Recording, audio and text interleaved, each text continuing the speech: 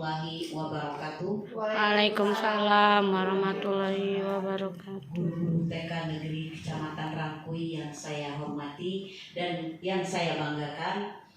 Alhamdulillah, puji syukur kita panjatkan kehadirat Allah Subhanahu wa Ta'ala, yang mana pada siang hari ini kita dapat berkumpul di ruangan ini dalam rangka pemaparan aksi nyata dari guru-guru kita, yaitu calon guru penggerak dari TK Negeri Kecamatan Rangkui angkatan ke-9. Saya sangat bangga sekali karena di sini TK Negeri Pembinaan Kecamatan Rangkui ada 3 orang yang dapat mengikuti kegiatan ini, yang jelas untuk menambah wawasan kita, menambah kualitas dari pembelajaran anak-anak kita nanti, yang insya Allah nanti akan berguna bagi anak-anak kita untuk mengantarkan anak-anak kita ke depan pintu gerbang kesuksesannya yang akan datang. Nah, untuk itu saya mohon kepada ibu guru semua untuk dapat mendukung kegiatan teman kita ini yang bertiga ini agar sampai selesai pada waktunya dan sukses nanti pada akhirnya mereka dapat bekerja sama dengan kita semua dan semoga akan tetap menjadi teman kita. Ya, mungkin itu yang dapat saya sampaikan. Saya tidak berpanjang lebar. Semoga kegiatan ini dapat bermanfaat untuk kita semuanya. Akhir kata, wassalamualaikum warahmatullahi wabarakatuh. Assalamualaikum warahmatullahi wabarakatuh. Waalaikumsalam warahmatullahi wabarakatuh. Baiklah, Bapak Ibu guru, terima kasih kepada Ibu Kepala TK Negeri Pembinaan Kecamatan Rangkui beserta guru. Kami ucapkan terima kasih atas waktunya pada siang hari ini untuk mendengarkan paparan saya tentang aksi nyata modul 1.4 tentang budaya positif di CGP angkatan ke-9 Kota Pangkal Pinang. Saya Ibu Meliani, CGP angkatan 9 dari TK Negeri Pembinaan Kecamatan Rangkui, akan memaparkan tentang aksi nyata saya di modul 1.4 ini. Dan baiklah, paparan akan saya mulai dengan yang pertama, aksi nyata. Hari ini saya akan memaparkan tentang penerapan pemahaman pengalaman budaya positif. Nah, apa itu budaya positif? Ibu-ibu pernah dengar nggak budaya positif? Belum? Atau sudah? Belum. Baiklah, silakan. Kita buka lagi. Nah, konsep inti budaya positif yaitu perubahan paradigma belajar, disiplin belajar, nilai-nilai kebajikan, kebutuhan dasar manusia, motivasi perilaku manusia, posisi kontrol, keyakinan kelas, dan segitiga restitusi. Dari 6 paparan saya ini, kira-kira ada yang mau ditanyakan nggak? Apa itu keyakinan kelas, apa itu segitiga restitusi, apa itu kebutuhan dasar manusia? Gak ada? Lanjut Ibu Lina, silakan. Nah, pembelajaran dengan paradigma baru.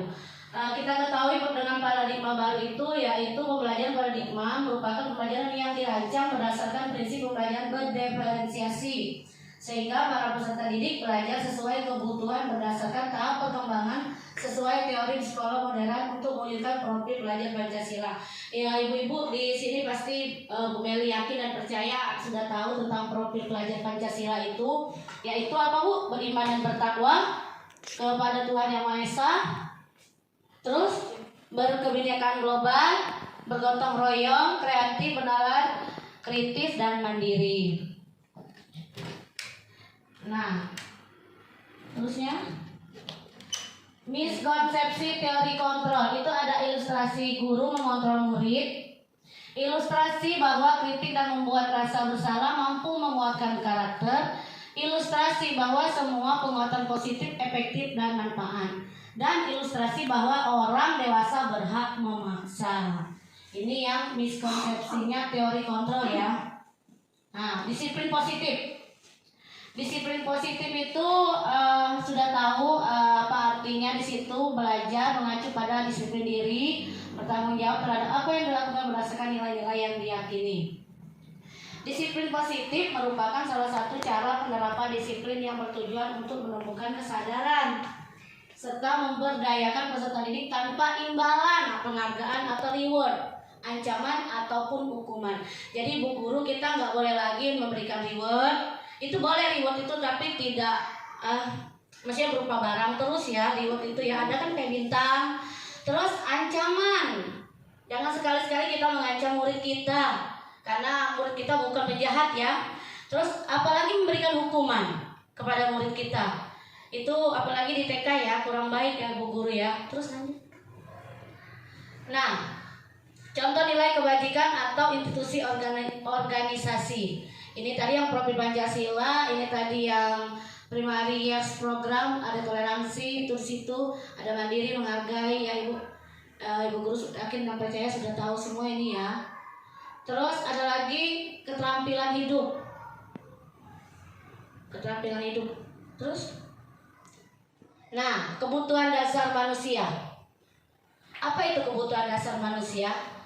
Adalah segala sesuatu yang kita lakukan untuk mendapatkan apa yang kita lakukan memiliki tujuan tertentu dan semua usaha terbaik yang kita lakukan. Nah, ini tadi 5 kebutuhan dasar manusia. Apa yang pertama? Bertahan hidup. Terus kasih sayang dan rasa terima, diterima, penguasaan, kebebasan dan kesenangan. Yakin ya kalau ini semuanya pasti murid kita juga mau ya. Juga begitupun juga kita dengan pendidik ya. Kalau bertahan hidup itu ya pasti pakaian, makanan semuanya. Rasa sayang dan rasa diterima ya. Terus Bu lanjut. Nah, motivasi perilaku manusia itu 1, motivasinya ya di dalam apa? Internal ya, pertama di internal dulu.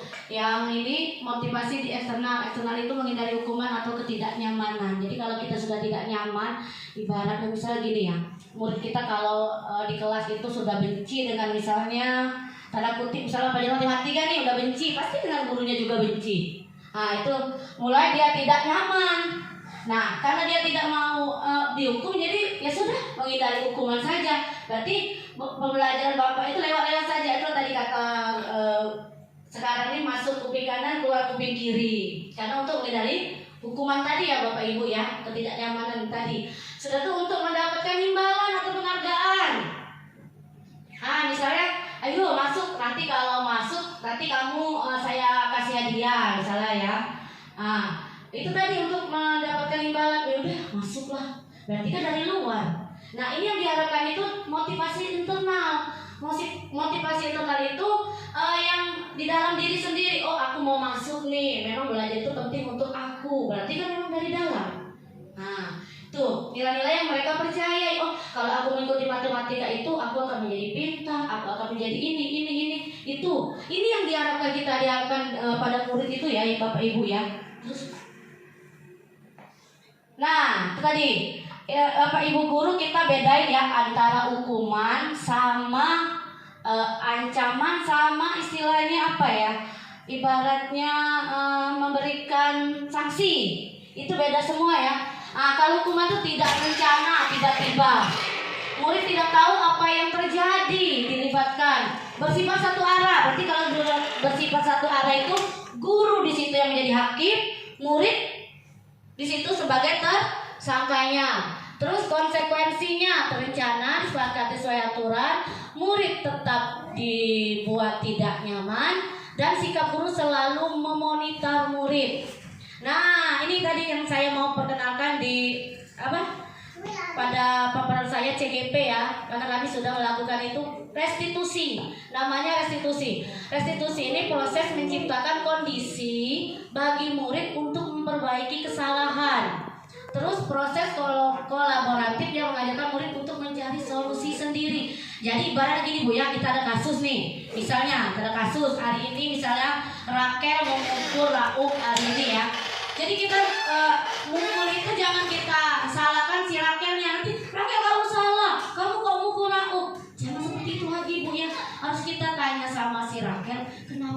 bisa mukul hakim?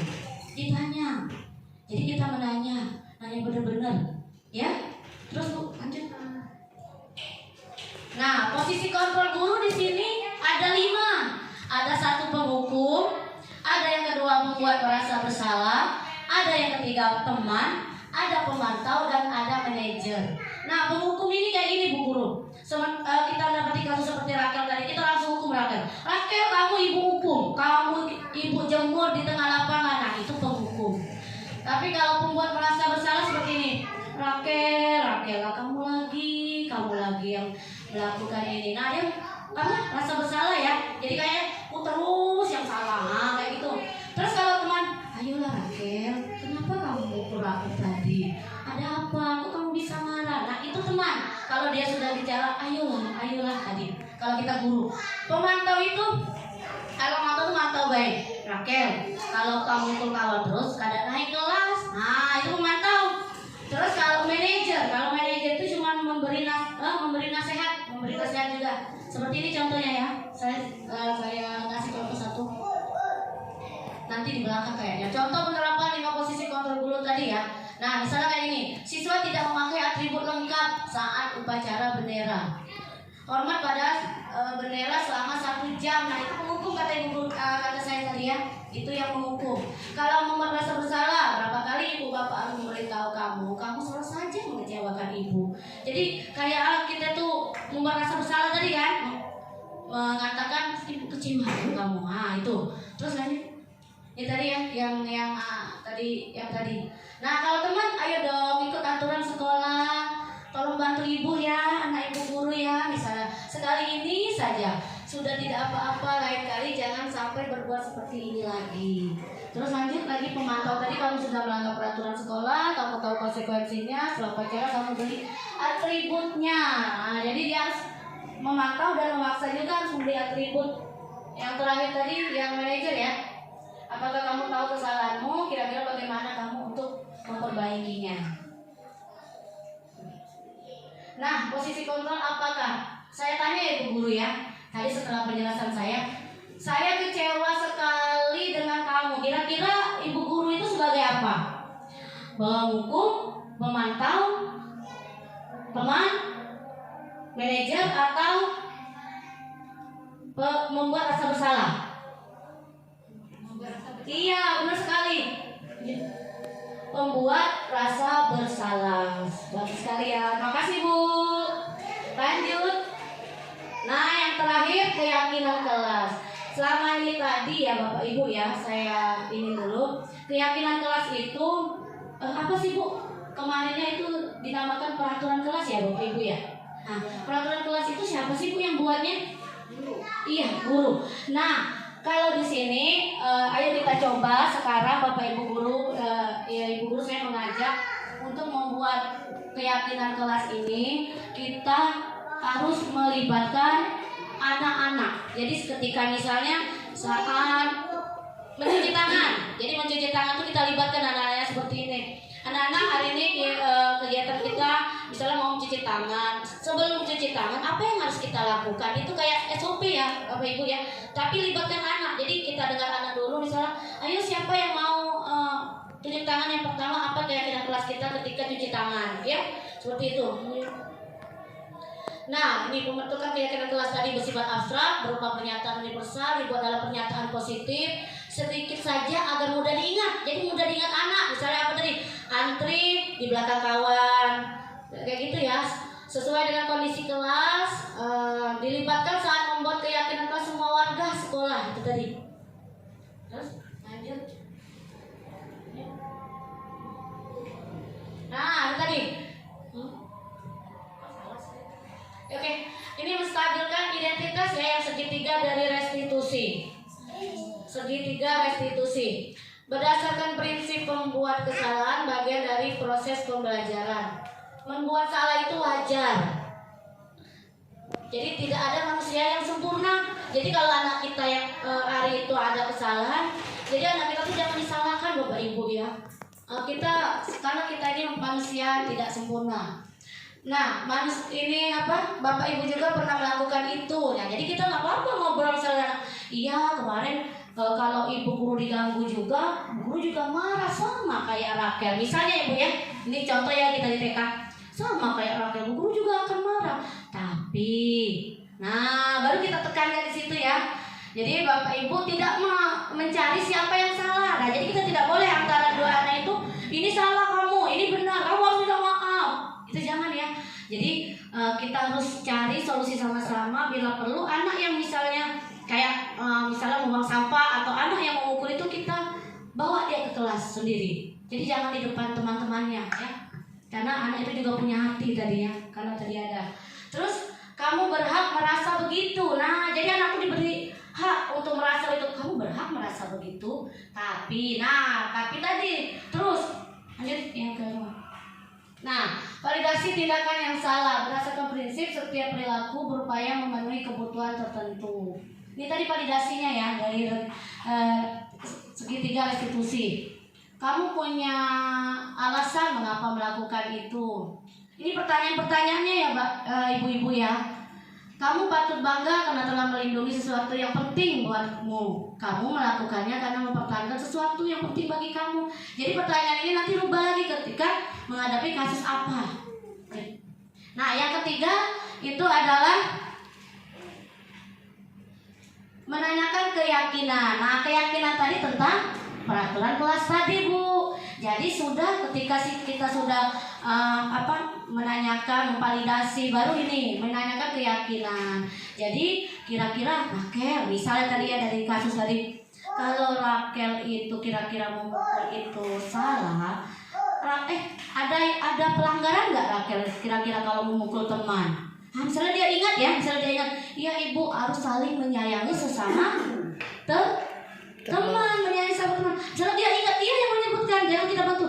Anak itu suruh mengingatkan. Jadi misalnya kalau kita memukul teman, berarti kita tidak sayang teman. Nah, tidak sayang teman itu kan ada setiap hari Senin kita baca. Misalnya kan harus menyayangi sesama teman. Nah, jadi dia menyebutkan. Jadi kalau memukul teman benar apa salah? Nah, dia yang menyebutkan misalnya, iya Bu salah. Jadi apa yang harus kita lakukan kalau kita berbuat salah? Anak tadi yang menyebutkan juga. Nah, seperti itu ya. Kamu ingin menjadi orang yang seperti apa? Nah, kita tampilkan pertanyaan-pertanyaan ini untuk anak tersebut. Jadi anak itu tidak merasa bersalah, tidak merasa kecewa dengan apa yang kita lakukan sebagai guru. Itu tadi. Nah, itu tadi ya kasusnya tadi. Terus contoh kasusnya seperti itu tadi ya, Bapak Ibu ya, nanti Bapak Ibu akan mempraktekkan nanti di kelasnya masing-masing. Nanti kalau setelah paparan ini kalau silanya kurang jelas ataupun kurang mau bertanya lagi, silakan Bapak Ibu ya. Kita semua adalah manusia yang tidak sempurna, termasuk saya juga ya. Saya belajar di CGP ini untuk menjadi guru yang disenangi oleh anak, juga untuk menyelesaikan juga kasus-kasus anak. Jadi setelah mengikuti CGP ini saya baru tahu ya Bapak Ibu, Ibu guru ya, ternyata kita menyelesaikan kasus anak itu kita tidak boleh kayak kemarin-kemarinnya ya langsung menghukum, langsung ini, langsung itu, langsung mengejudge ya. Kata orang sekarang tuh mengejudge anak itu, misalnya kamu salah, kita tidak mendengarkan dia dulu. Jadi dengarkan dulu dia, kenapa dia bisa mukul, kenapa dia itu, kita dengarkan ya. Sama seperti kita ya, kita kayak 5 keperluan manusia tadi ya, 5 ini tadi. Nah seperti itulah. Silakan. Alhamdulillah itulah hasil paparan saya. Kalau yang mau bertanya silakan, saya buka dengan satu pertanyaan. Adakah Bapak Ibu guru yang mau bertanya? Silakan. Ya. Silih berganti, miring kanan, miring ke kiri, bungkukan badan, jongkok berdiri, angkat kaki, silih berganti. Sekali lagi ya, angkat kaki, silih berganti, miring kanan, miring ke kiri, bungkukan badan, jongkok berdiri, angkat kaki, silih berganti. Terima kasih Ibu semuanya. Oke, baiklah Bu Meli, di sini saya Ibu Rina. Saya ingin bertanya, Bolehkah guru menunda tahap 2 validasi tindakan yang salah? Dan bolehkah tahapannya tidak beruntutan? Terima kasih. Baiklah, terima kasih Bu Rina atas pertanyaannya. Segitiga restitusi itu kalau bisa ataupun harus tiga-tiganya kita lakukan, walaupun kata Ibu Rina tadi harus berurutan, nggak apa-apa nggak berurutan, ya harus tetap ada. Yang pertama tadi yang pertama tadi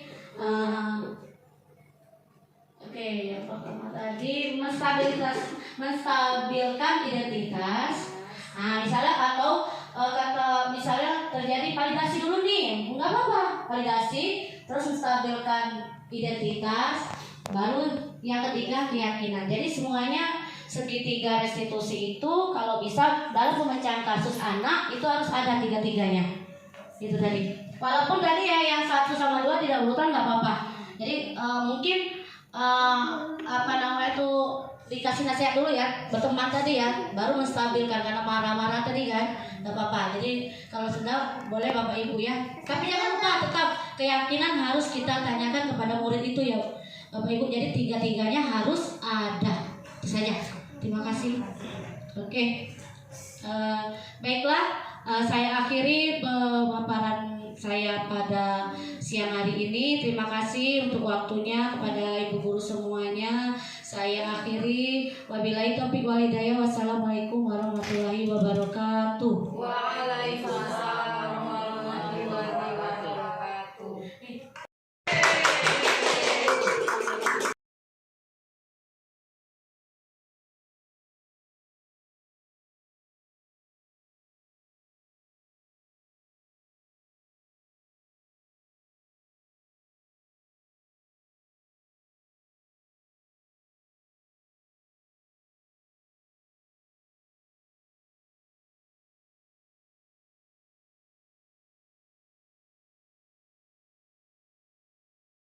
Assalamualaikum Rakel. Waalaikumsalam.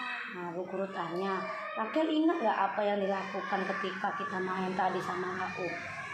Rauk tadi ngancurin rumah. Nah, terus Rakel apain? Dijago. Oke. Bu Guru ngerti. Ketika kita mainan kita diganggu kawan, kita marah, bener. Ibu ngerti Rakelnya kayak gitu, ngerti Rakelnya marah ya? Iya. Tapi kita lain kali nggak boleh seperti itu, ya. Karena apa? Kita punya kesepakatan kelas. Nah, kita itu harusnya gimana sama teman? Baik. Kalau kesepakatan kelas kita itu apa sih yang sering dibaca ya setiap hari Senin itu? Saling saling menyayangi, sopan santun sesama teman. Raup itu teman Rakel bukan? Teman Rakel. Terus sekarang apa sih yang Rakel lakukan untuk Raup biar Rakelnya teman lagi gimana? Rakelnya minta maaf sama siapa? Sama Raup. Terus nanti Rakelnya minta maaf, terus peluk si Raupnya, terus bilang maaf ya Rakel. Nah, nanti Bu Guru jelasin lagi sama si Raupnya juga ya, nggak boleh lagi kayak gitu juga ya. Oke, itu saja ya Nak ya. Oke, Bu Guru ucapkan terima kasih ya buat Rakel ya. Nanti minta maaf ya sama si Raup ya. Oke, Oke. Nama saya Rakel, kelompok B1. Tadi saya berantem sama Raup. Terus Bu Meli kasih nasihat untuk meminta maaf. Terus sama teman. Makasih Bu Meli. Ya, assalamualaikum Warahmatullahi wabarakatuh. Oke. Videonya udah mulai. Nah, anak Ibu Guru punya gambar. Ini bukannya dulu ya. Ini gambar apa?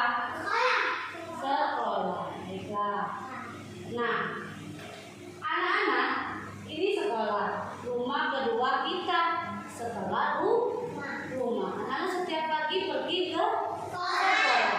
Bu tanya nih, di rumah itu punya aturan nggak? Coba Bu tanya salah satu ini. Aturannya di rumah Zapran gimana? Misalnya Zapran ngomongnya jangan malam-malam kata mama. Ada nggak seperti itu? Nah, misalnya Zapran sebelum tidur rosok ibu ataupun kencing